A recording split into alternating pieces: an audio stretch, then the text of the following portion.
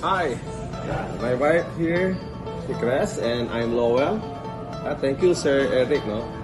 Actually, napaka-impactful, no? Itong how many hours, no? Siguro mga 2 oras kami nandito sa session.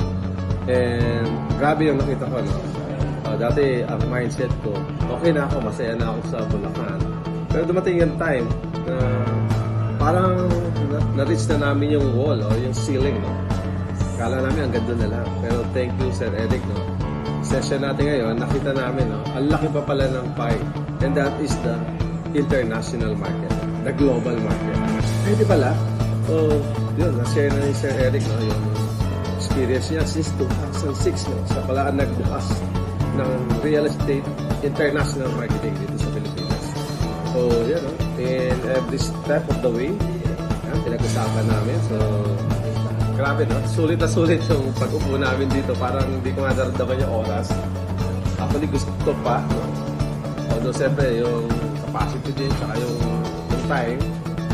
Pero, ayun, I'm looking forward na magiging regular ito. At talagang abangan nyo.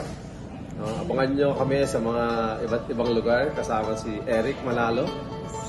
Lalo na, meron kami pinaplano na something big, not only in the international market, but lalo na dito sa Bulacan, no? We want to sell Bulacan. Kasi nandito na ngayon ang Bulacan International Airport. Nandito rin yung North to South Railway Commuter System. So, kaya lahat ng investment, no?